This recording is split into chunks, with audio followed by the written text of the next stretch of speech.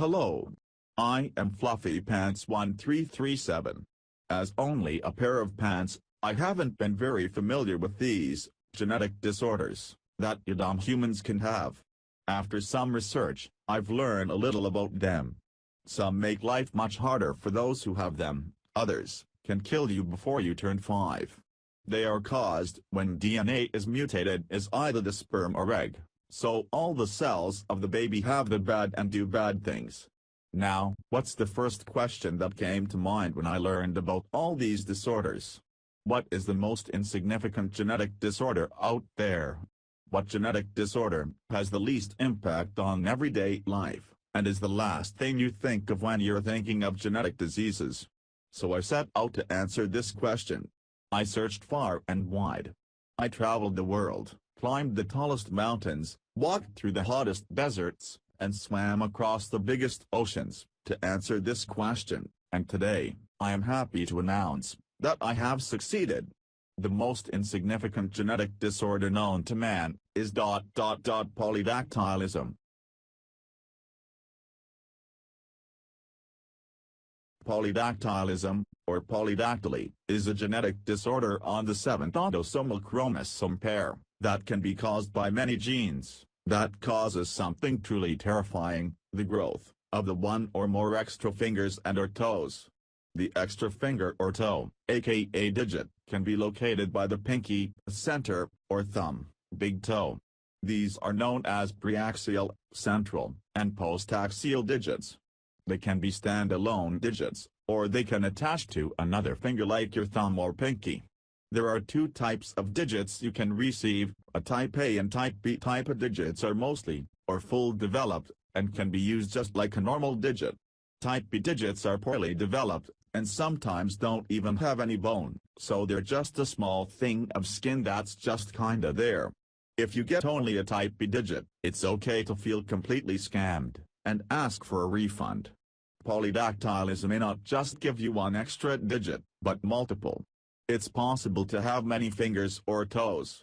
Many genes can be involved in polydactylism, but there is strong evidence that my boy GLI3 can be a primary culprit behind that useless type B scam of a digit you probably got surgically removed when you were 3 days old.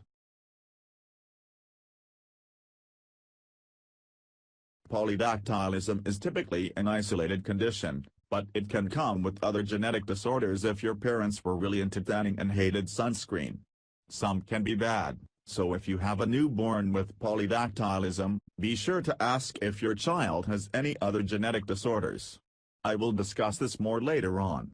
Usually, polydactylism can be either diagnosed, after birth when the doctor sees that there's an unusual amount of fingers on the baby, or before birth with the use of a sonogram.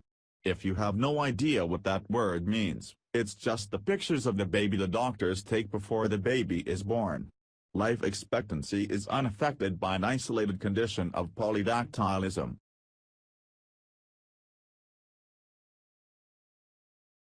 If you have lived for more than 10 years, and 3 of those years have been spent on Earth, then you won't be shocked when I say that polydactylism shows up in all age groups, because you have your extra digits for life, unless you got them surgically removed. It shows up in about 1 in every 2,000 Caucasians, which is 0.05% of them. It appears though, that people with African ancestry are 10x more likely to have polydactylism, which is a staggering 0.5%.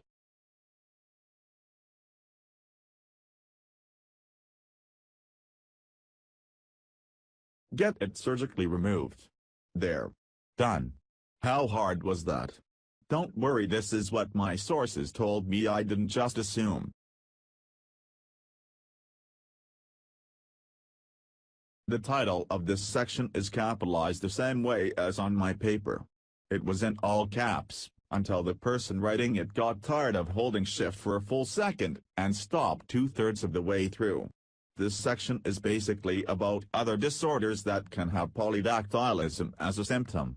Most of the time, polydactylism is an isolated condition, but sometimes it comes with some other spicy genetic disorders.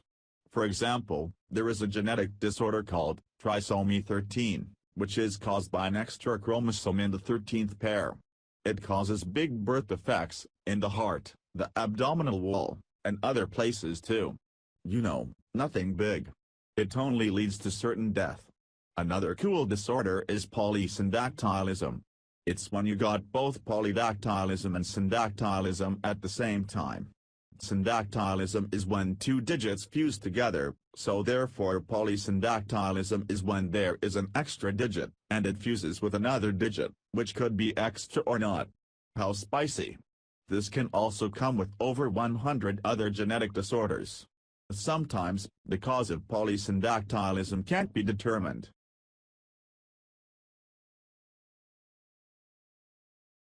At this point, I had written down on my research packet that polydactylism can also come with short-rib thoracic dysplasia, SRTD, but didn't follow it up with anything, for some reason. It's just kinda there. So I guess it can come with SRTD. It's not even under the other cool facts section.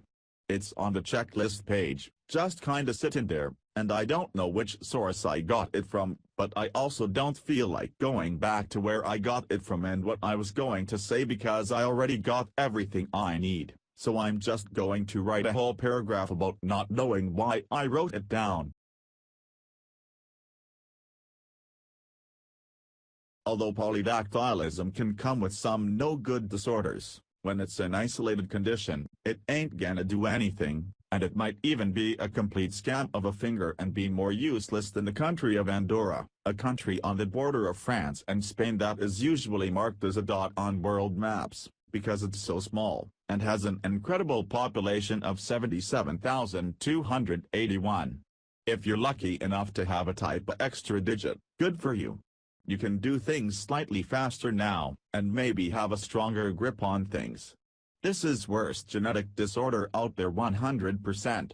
There is nothing worse than getting scammed by nature and receiving an extra type B digit. I see diamonds in my direction.